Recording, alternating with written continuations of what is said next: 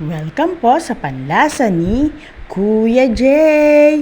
Ayan nga po ang aming mga cute na baby dog. Yung white nga po ay babae at yung dark brown po ay lalaki. Ayan po yung mga anak ni Sandy. Yung isa nga po ay nabenta na at mayroon pa po nga tayong available na dalawa. Kaya ayan nga po sa mga dog lovers dyan, ayan po yung white na yan ay babae at yung dark brown ay lalaki. Ayan na lang po yung available. Kaya ano pa po yung iniintay nyo?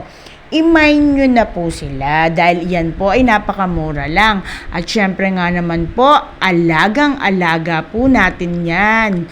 Lalo na po sa vitamins. Ayan nga po. Pagdating nga po sa mga aso, kilalang-kilala na po tayo dyan dahil nga po ang ating po mga alaga ay sobrang babait. Ayan. At ang cute nga po nila, Ayan nga po. Yung black po na yan ay si Bianca. Tapos ito po yung white, si Sandy, yan po yung nanay nila. Yung black po, si Bianca ay buntis din. At si Bianca nga po ay manganganak din sa Friday, November 15. Ayan nga po yung mga anak ni Sandy, nakikipagharutan din po kay Bianca. Si Bianca, napakakulit din po.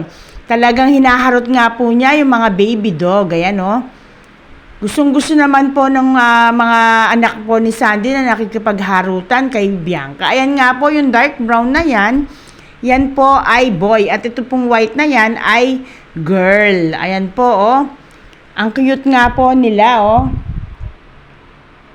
Ayan, ang gaganda po ng ating mga dog. Yung mga aso po namin na yan, yung mga Shih Tzu, sobrang lalambing po talaga ng mga yan.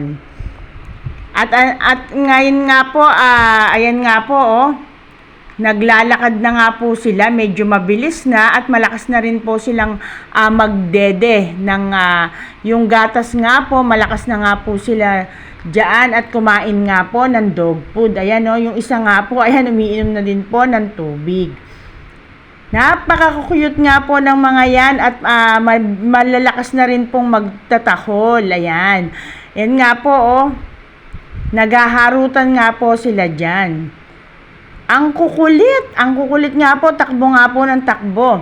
At masasayang nga po yung mga ating pong mga baby dog na yan. Dahil nga po, ayan po, pinawalan ko po sila kasi ngayon. Minsan nga po, nilalagay ko nga po sila sa kulungan. Maraming pong salamat.